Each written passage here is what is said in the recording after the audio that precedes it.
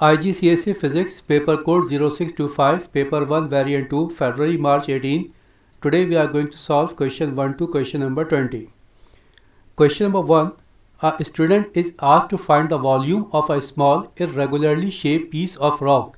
He has the following apparatus available: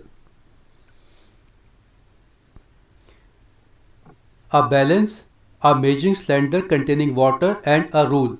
Balance we use to calculate to measure mass. Rule we use to measure distance. So definitely we have to use measuring cylinder to calculate the volume. How he will calculate the volume? First he will note down the reading of the water, that is given here 40. Then we put the irregularly shaped object inside the measuring cylinder. Definitely the water level will rise. Now he will note down the water level again. Whatever be the difference in between these two volumes will be the volume of the object. So here we have to use measuring cylinder containing water. Now we check the option. In option D it is given measuring cylinder only, so it is our correct option, option D. Question number 2. The speed time graph represents the motion of a car traveling along a straight level road. Which statement describes the motion of the car? Here we have a graph. This graph is plotted in between time and speed. So this gradient will represent acceleration. Here we are looking after a certain time. This gradient is moving in parallel to x-axis, means here acceleration is 0. Now we check the option. Option A, it accelerates and reaches a constant speed. Yes, it is the correct option. Here we are looking that with the increase in time, here speed is increasing. Since here speed is increasing, so we can say acceleration is increasing. But after a certain time, here we are looking that the speed is constant, means here no more acceleration. So correct option, option A, where it is given it accelerates and reaches a constant speed. What is given in the other options? Option B, it accelerates and then stops moving. Here it accelerates, it is correct, but it is given then stops moving. Here we are looking, we have constant speed. Since we have constant speed, so it is not stop, it is moving with a constant speed. So option B is incorrect. Option C, it decelerates. In option D also it is given it decelerates. No, here we are looking that there is acceleration, there is not deceleration. So option C and D are incorrect. Correct option, option A, where it is given it accelerates and reaches a constant speed. Question number 3. An athlete runs 300 meters up a hill at a steady speed of 3 meters per second. She then immediately runs the same distance down the hill at a steady speed of 6 meters per second. What is her average speed for the 600 meter run? Here the athlete, first she runs 300 meters up the hill, then she moves down 300 meters. So total distance covered is 600 meters. In 600 meters, what is the average speed that we have to find out? To find out the average speed, we have a formula: total distance covered in total interval of time. Now here total distance covered is given, but total interval of time is not given. First we have to calculate the total interval of time. How we will calculate? Here the athlete is moving up. When she is moving up, she covered a distance of 300 meters in 3 meters per second. She covers a distance of 300 meters at a rate of 3 meters per second. Since speed is given as distance over time, so we can say time will be equal to distance over speed. Now here distance is 300 meters when she is moving up and speed is given 3 meters per second. So time taken to cover this distance will be equal to 300 over 3. When she is moving down, here the speed is 600 meters per second, but the distance is same 300 meters. So the time taken to cover a distance of 300 meters when she is moving downward will be equal to 300 over 6. So when she is moving up, the time taken is 300 over 3. When she is moving down, the time is 300 over 6. Now average speed is given as total distance over total time. Total distance is 600 meter. Now what is total time? Here time is divided in two parts. First, this time is the time when she is moving up, and this is the time when she is moving down. When she is moving up, time is 300 over 3. When she is moving down, time is 300 over 6. Now by solving this one, we will get the answer 4 meter per second. 4 meter per second is given here in option C. So correct option, option C. Question number 4. Which statement is correct? Option A. Mass is a gravitational force. No. Mass is defined as quantity of matter. So this one is incorrect. Option B. Mass is not a gravitational force and weight is not a gravitational force. No. Weight is gravitational force. Weight is a force with which Earth attracts anybody towards its center. So option B is also incorrect. Option C. The unit of mass is kilogram and unit of weight is the Newton. Yes, it is correct. Option D. The unit of mass is Newton. No, it is incorrect. Unit of mass is kilogram and unit of weight is Newton. So here correct option, option C. Question number 5.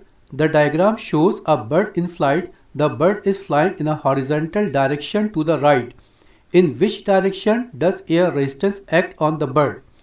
The bird is moving in the direction of B. So frictional force of air will be in opposite direction of B. In opposite direction of B is given here D. So our correct option, option D. The frictional force of air will be in direction of D.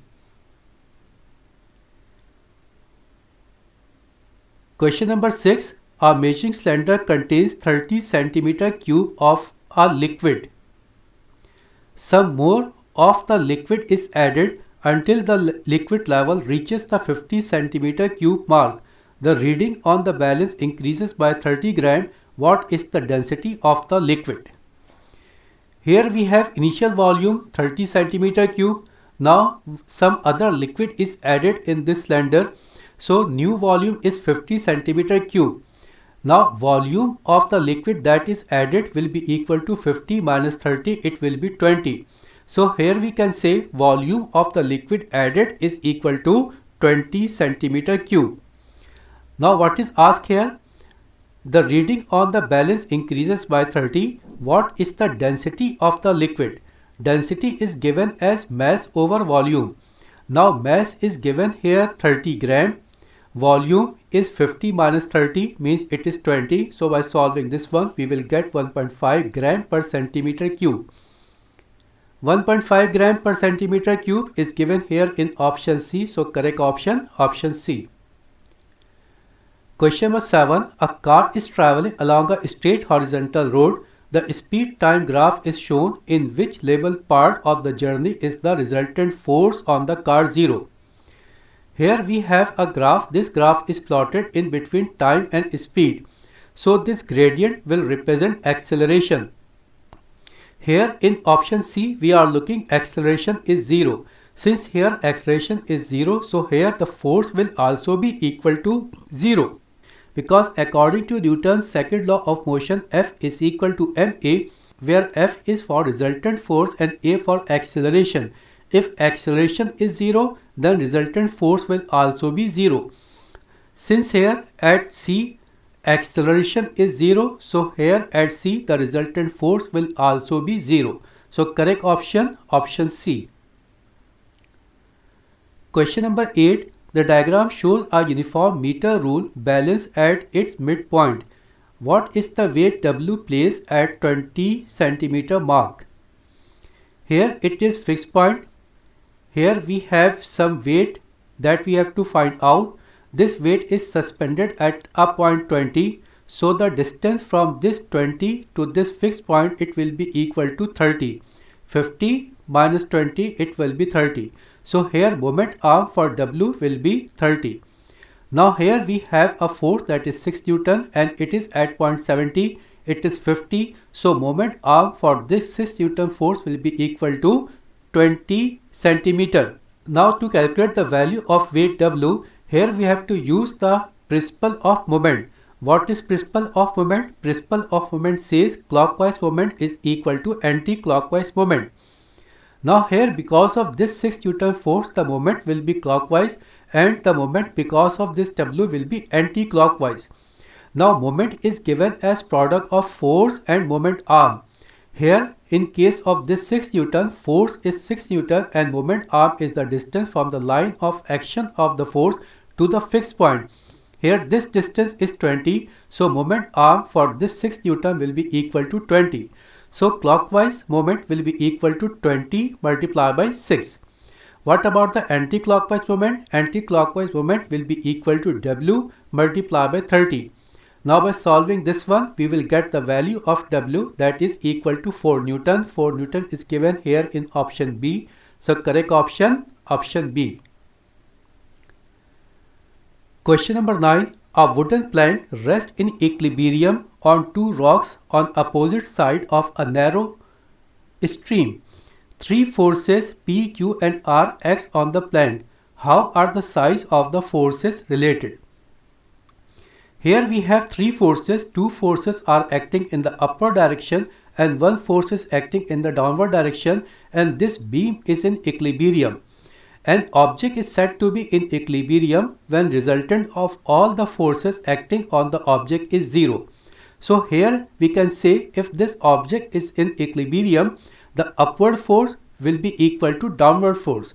Upward force is P and R, downward force is Q. So we can say since this object is in equilibrium, so P plus R will be equal to Q. Now we check the options.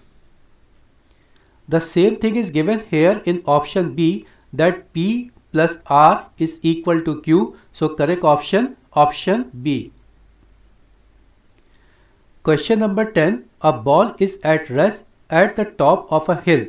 It rolls down the hill. At the bottom of the hill, the ball hits a wall and it stops. Which energy changes occur? When the ball is at top of the hill, there is gravitational potential energy, because gravitational potential energy is given as mgh.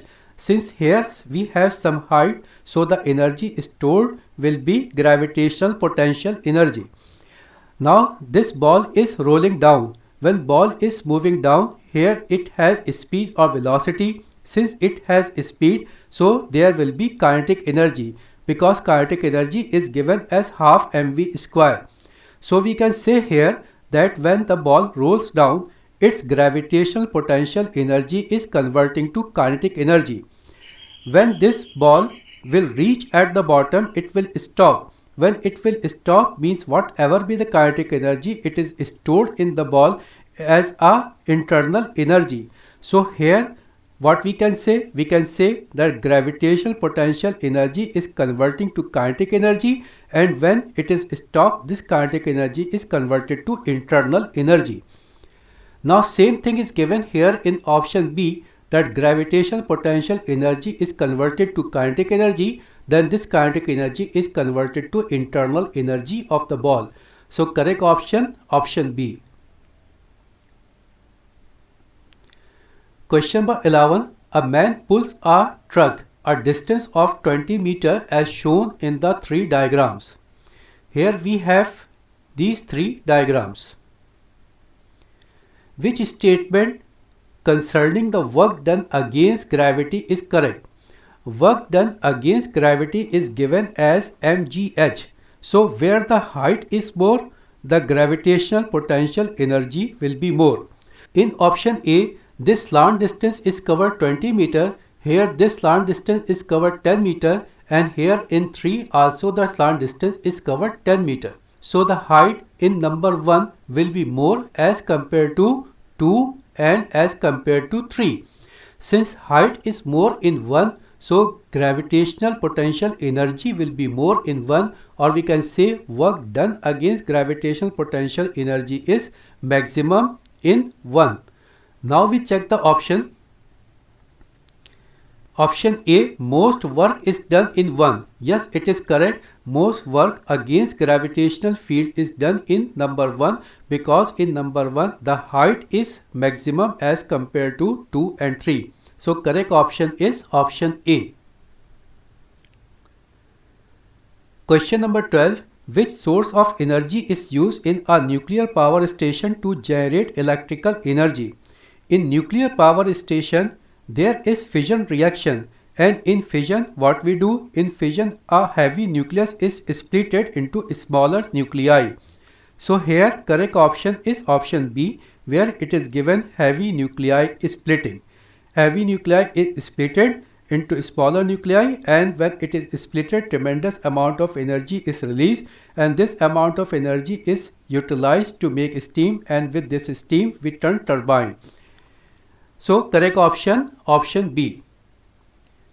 Question number 13. Two beakers are filled to the same depth, one with water and one with oil. The density of water is 1000 kg per meter cube and the density of oil is 920 kg per meter cube. In which position is the pressure the greatest? Pressure depends on two quantities, first density and second height. Or in other words, we can say that it depends on density and on the distance from the surface of the liquid to the point where we have to calculate the pressure. Now we have two beakers. In this beaker we have water, here we have oil. Density of water is more as compared to density of oil. So definitely pressure exerted will be more in water. Now second thing, pressure depends on the distance from the surface of the liquid to the point where we have to find out the pressure. If we check this A and B, here we are looking the distance from the surface of the liquid to point A is very less as compared to distance from the surface of the liquid to the point B. So at point B the pressure will be greatest, because here distance is greatest and also the density of water is greatest or more as compared to oil. So here correct option is option B. A water manometer is connected to a gas supply. There is a gas leak and the pressure of the gas supply falls. What happens to the water level at P and what happens to the water level at Q? At Q there is atmospheric pressure. Here at P there is pressure exerted by the gas. Now if pressure exerted by the gas is decreased, what will happen? Here this P will rise up. When this P will rise up, here Q will fall down. Now we check the options. Same thing is given here in option C, that water level at P it rises and water level at Q it falls. So here it will rise, here it will fall. So correct option option C.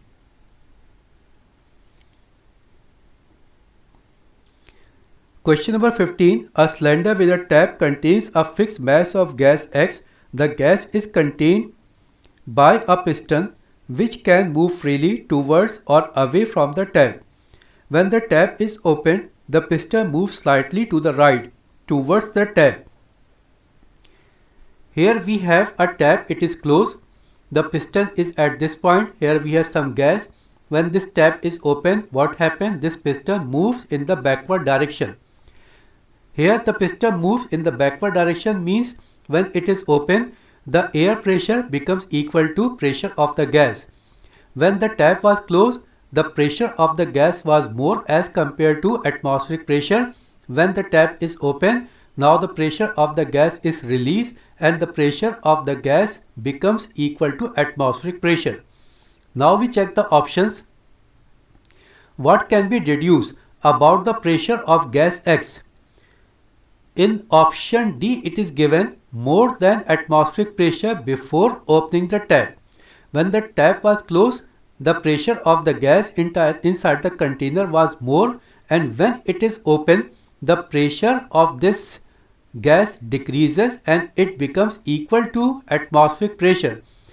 So here before opening the tap in option D it is given more than atmospheric pressure.